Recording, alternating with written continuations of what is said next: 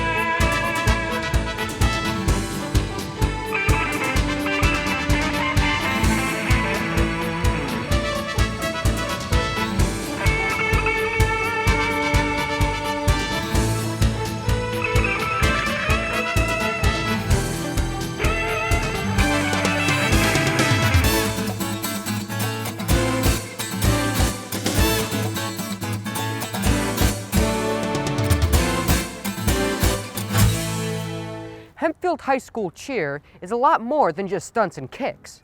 Liv Anderson went to go find out just how much cheer means to the community, as well as what all cheer is about. The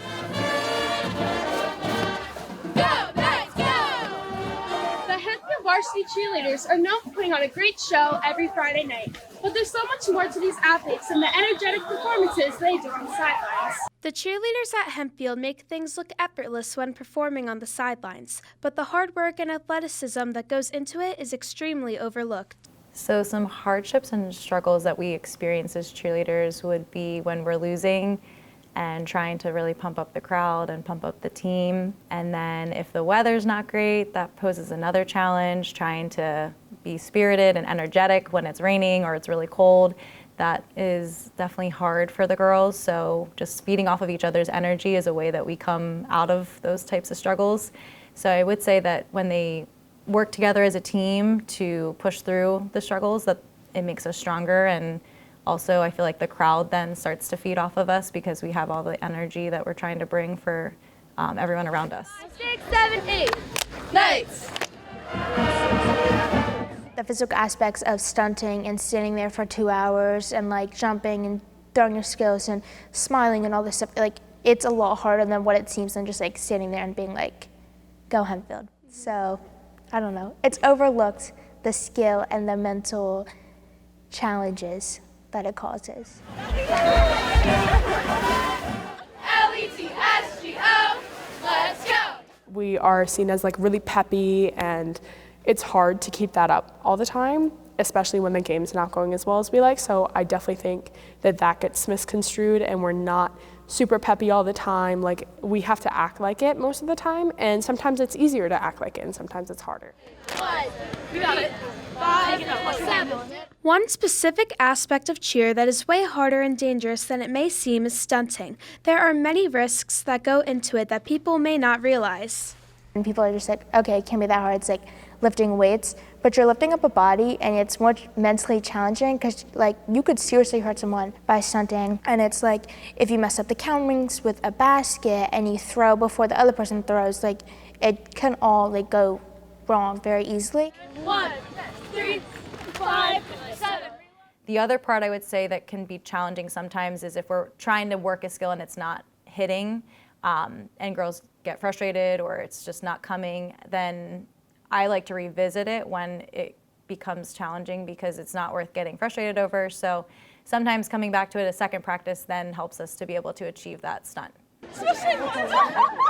With stunting, there's a lot of different things. So for the bases wise, there's a main base and a side base. Each of those bases have different grips depending upon what stunt you're doing. So you have to make sure that those grips are in the right place because the person in the air or the flyer's foot can fall out of those grips and can fall to the ground and hurt themselves, or they can change the way that they do something that's unexpected to them and they have to kind of think of that like mid-stunt. So definitely in that sense is very trusting with the people underneath of you, and if you don't have that trust, a lot can go wrong. On the side of their normal practices and games, the Hempfield cheerleaders also take part in several events to help out and spread good spirits within the community. Recently, we have gone to different retirement villages and we perform like a couple different stunts or like some of our game day stuff that we do for the people living in that retirement community, and just to help lift their spirits, and we interact with them, we go around and talk to them. So we kind of try and brighten their day up a little bit more and trying to help out with their like activities that they do and just try and break up some of their routine that they might not get to see all the time because they can't go out and do things like other people can do. It's important for us as Hempfield cheerleaders representing the school to be involved in the community, to be able to give back and share our leadership skills with others. I would also say participating in the HA 5K and the Girls on the Run 5K is another way that we can be seen out in the community because we're helping to cheer on local events and uplifting and helpful ones that are raising money for a good cause.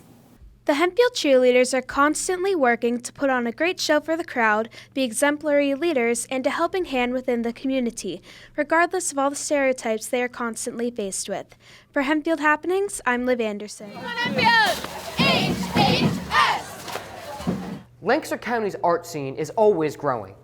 Sullivan Fogel went to check out one of these most recent additions.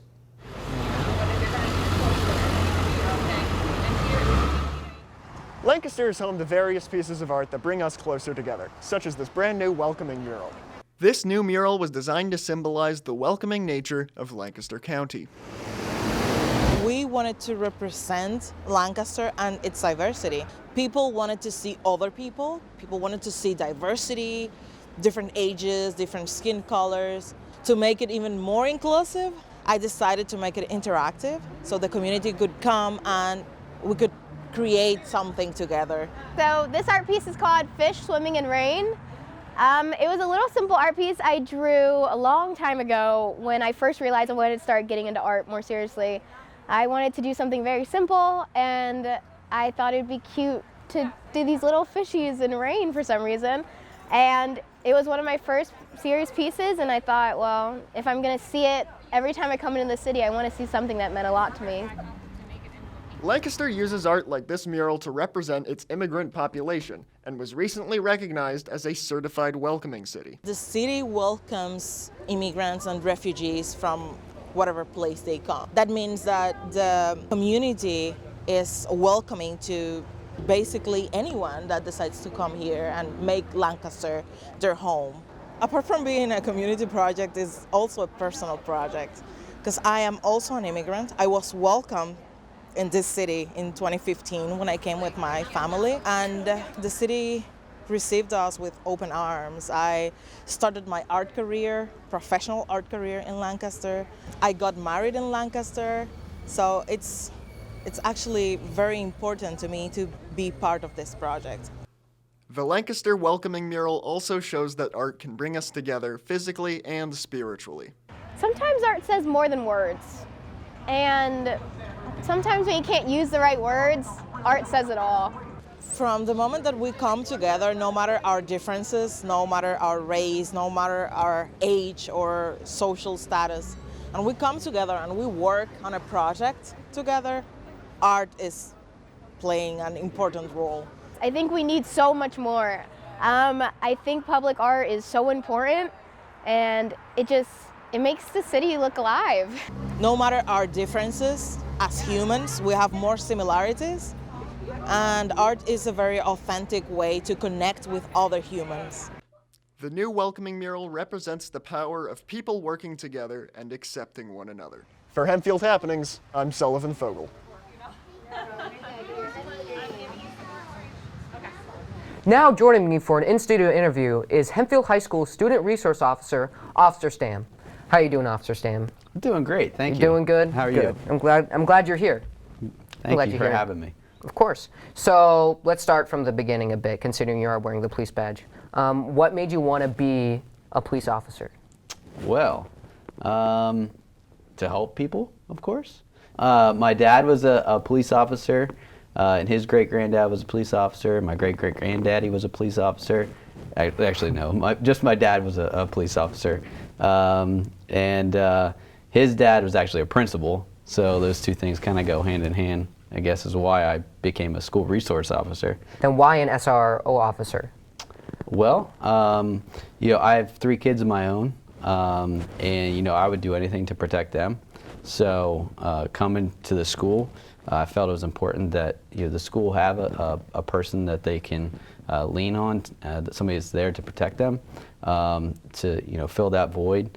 And I just love hanging around with you guys and doing fun stuff. Hanging out at the fall fling, going to homecoming, going to sporting events, things like that. So this is a place that I wanted to be. Plus, it's a way better schedule than working shift work. So, following in the footsteps of our previous SRO officer, what are the kind of responsibilities that some people might not be aware of? Being an SRO officer, what does the day-to-day kind of look like for you? Sure. The normal things you would think of what a police officer does.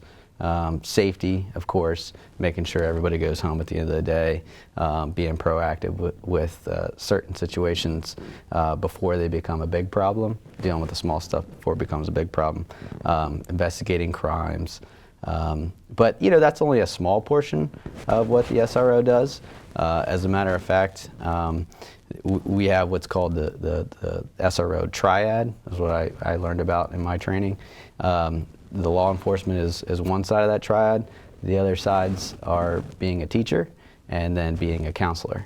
So, not a teacher in the sense that you would think of like a math or a science teacher, but going into classrooms and guest speaking about law-related topics, teaching everyone about traffic-related issues, crimes, things like that.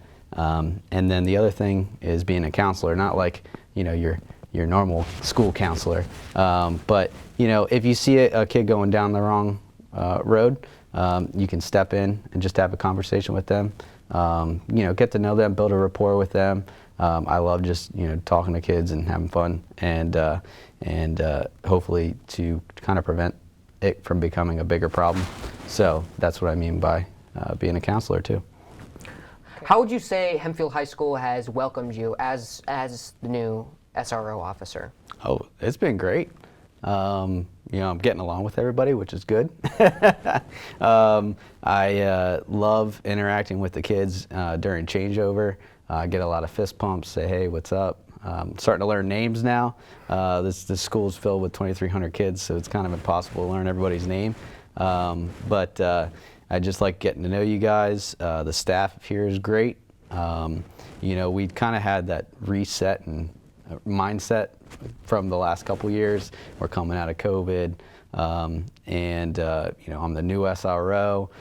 There's been a lot of other changes to the staff and faculty around here, but I just get a sense of things are changing for the better, and everybody has this new energy about them.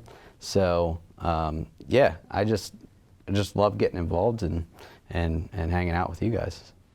So taking a step back a bit, right? Because obviously you were a police officer then before you were an SRO officer, correct? So 9 years. 9 years. Mm-hmm. Could you tell me a little bit more about that? 9 years. That's at least like over half of me. So tell me a little bit more about those 9 years. The experiences that you had, how they helped you prepare. Sure. To be an SRO. Sure. Yeah. Over 9 years, I've seen a lot. I've done a lot. I've gone to a lot of trainings, and I really, I like patrol. You know, shift work is kind of rough sometimes with getting used to sleep. You know, when the last SRO came in here, he only had about 3 years on the job, and then he became the school resource officer. Nothing against him.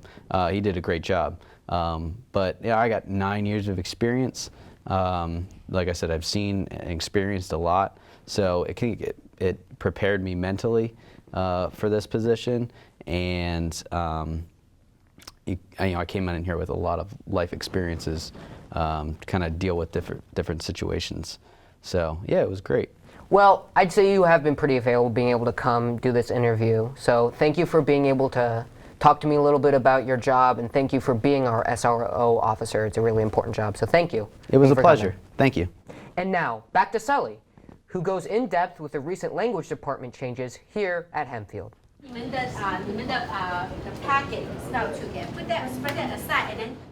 World language is one of the most popular departments here at Hempfield. It's impacted many students over the years and, with recent changes, continues to present new opportunities for the future. The selection of language courses at Hempfield allows for students to learn life skills and gain new cultural insights. For a lot of students, it's something that's new, it's different. You know, they've had music, they've had art. Even if you're not necessarily looking to be fluent in the language, it's still something that provides tremendous brain power and just brain exercise, I always call it. We need students that have that soft skills, that can shake somebody's hand and look them in the eye and say hello. And if they can do that in multiple languages, it's even better. In 7th grade, this girl from Puerto Rico came after the hurricanes in Puerto Rico. I felt so bad that I couldn't talk to her, and I wanted to be able to bridge that language gap. So I was I want to be able to use this in the real world. So it really just set that decision for me and encouraged me to take Spanish.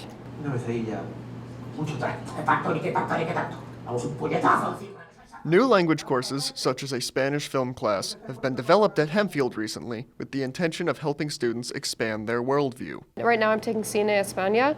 We watch movies in Spanish, and we're able to analyze them and learn a lot more in depth about the culture through movies and film. Outside of new courses, many other recent department changes have been made, including the opening of language classes to all 8th graders, a new award for biliteracy, and a return to travel programs. So before it was just the advanced students that were allowed to take language advanced in ELA and some other areas. Now anybody can choose language. Students that have obtained a proficiency equivalent to a 4 out of 5 on the AP exam will be given a seal of biliteracy that will be put on their diploma, and it can be shown then to colleges and businesses in the area. You know, with COVID, a lot of us took a bit of a hiatus, so the German exchange program is starting to have some conversation about starting that up again. I know the Spanish department or Spanish group is looking to run some of their trips. The Chinese trip has been put on hold for a few years now, and they're looking to run that again as well. One student, Jenna Yeager, has traveled for language studies in the past and believes these studies can be highly beneficial. I was in South Korea for about 6.5 weeks this last summer. I want to be able to talk with ease to people from very different backgrounds, from different places, with different perspectives on life. I would say if you're considering studying a language, you should do it. To me, there's nothing more worthwhile than learning to talk to someone who has a vastly different background from yours. The World Language Department has gone through several changes recently and continues to provide students with a chance to learn more about the world they live in. For Hempfield Happenings, I'm Sullivan Fogel. One wouldn't typically think of a pogo stick when they think teaching students important life lessons. However, Joey Sugar went to investigate how one such elementary school in Hempfield uses just that to teach students important life lessons.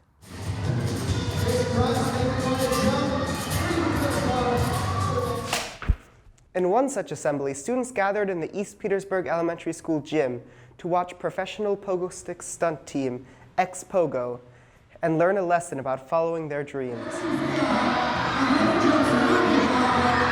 So Pogo was a company founded about 10 to 12 years ago. I saw them at the Barnstormers this past summer, and my daughter leaned over and said, "Mom, we got to get them for an assembly."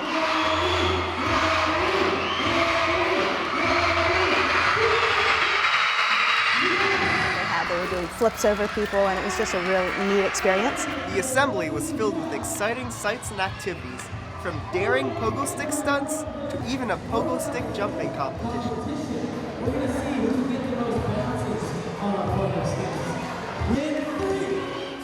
In the end, a student named Fiona won the competition. It was very bouncy, and I kept spinning around in circles when I was on the pogo stick. It was really fun, and I was really excited to be there. The kids make it a lot of fun.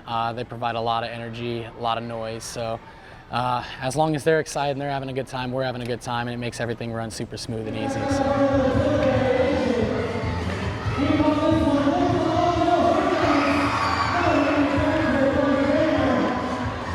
The assembly wasn't just pogo stick fun. Students also learned an important life lesson: to follow their dream. I was one of the first waves of kids that got into pogo sticking and started competing in those competitions about 10, 12 years ago. And for Tone, following his dreams certainly paid off. I'm the 4-time world pogo stick champion in the category of tech pogo, which is the old school spring style pogo sticks. But Tone isn't X-Pogo's only success story. Harry, another stuntman from X-Pogo, has his own success story. When he was a teenager, he bought his first pogo stick using money from his first job. He practiced and kept practicing for 2 years until he got invited to a show.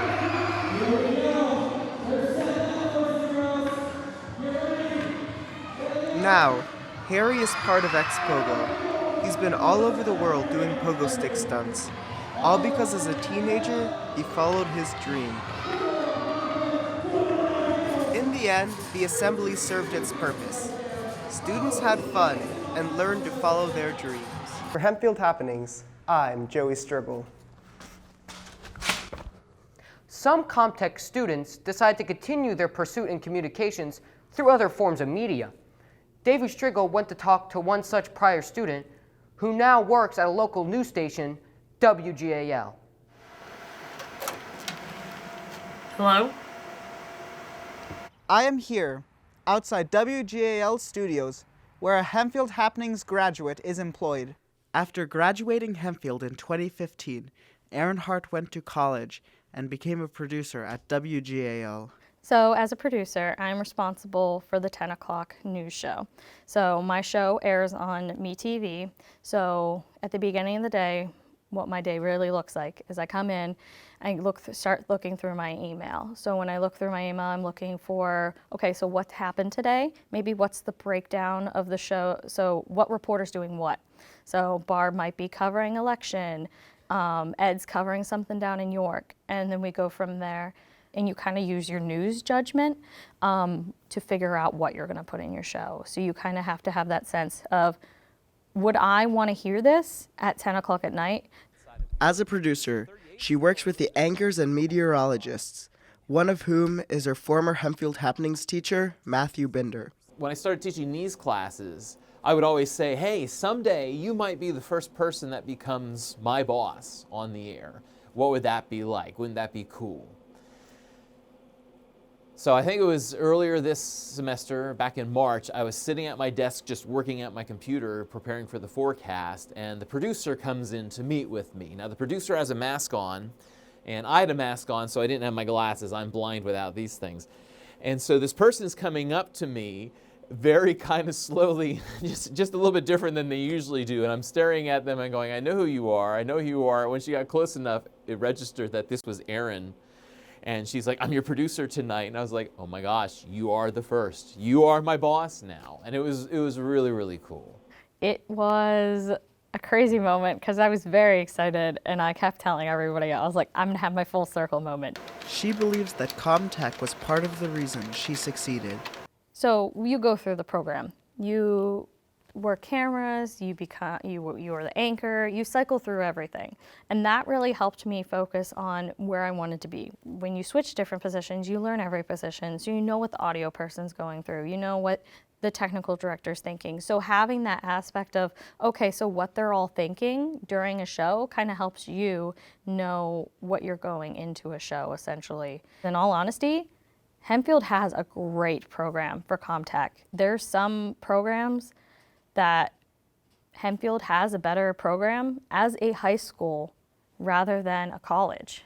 Mr. Binder has fond memories of her and her senior class. Erin has a big heart. That's absolutely what I remember about her. She was just the kindest person.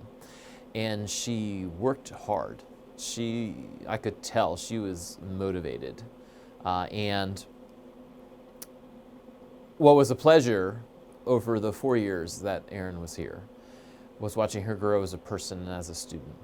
She was kind of the heart and the emotion of that group. That senior class that Erin was a part of was just a fantastic class. I remember everybody who was involved, and they each played off each other so well. They complemented each other so well. They were a really, really good team and really a fun group. I've been teaching a number of years, and one of the things that gives me great joy is seeing what my students have done after they leave Hempfield. Seeing that they apply themselves to become the person that they're meant to be. I love seeing what they create of themselves in their future. Erin Hart is just one of many CommTech success stories. For Hempfield Happenings, I'm Davey Striggle. Hey Amber, can we get a mic check? Welcome to Hempfield Highlights, a brief segment where we talk about things going on within the Hempfield School District. Kicking things off, Centerville Middle School raised $200 to be donated to the Ann B. Barshinger Cancer Institute in Lancaster, contributing to a great cause. Continuing with Centerville Middle School, a group of students participated in construction wars at the Associated Builders and Contractors. This gave students an opportunity to get a feel for the construction industry, so to show off their creativity. Hempfield High School decided to bring back the Fall Fling last month, an event during school where students are able to get a good look at some of the extracurriculars and clubs that Hempfield offers. Alex Burden went in depth with what Hempfield has to offer for its students.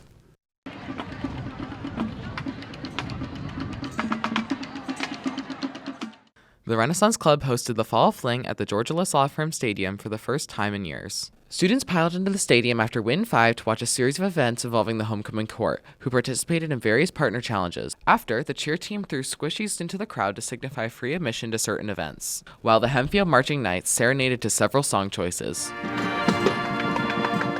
Afterwards, many different activities were offered, including face painting, rock climbing, volleyball, cornhole, spike ball, jousting, the dunk tank, and much more. Many students had a positive experience at the event. Dunk tank. Mine has been the dunk tank as well. Volleyball. The FCCLA table. Sisterhood. The water dunk. Probably the dunk tank. Probably the dunk tank. I was watching Mr. Ramos fall in the dunk tank. Mr. Kuhn, one of the Renaissance Club advisors, helped to plan the event.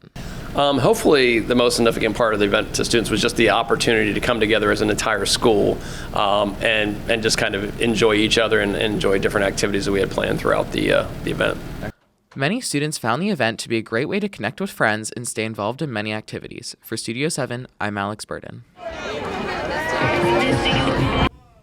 Recently, Hempfield High School's marching band went to Nazareth, Pennsylvania to put on an amazing show. The band continues to work hard in order to get out with a bang as their season comes to a close. The Fall 22 concert took place on Wednesday, October 19th, starting the year off musically strong with great performances from all of choir, orchestra, and band. And with that, thank you for watching another episode of Hempfield Happenings. Be sure to come back next month as we continue to celebrate our 25th anniversary.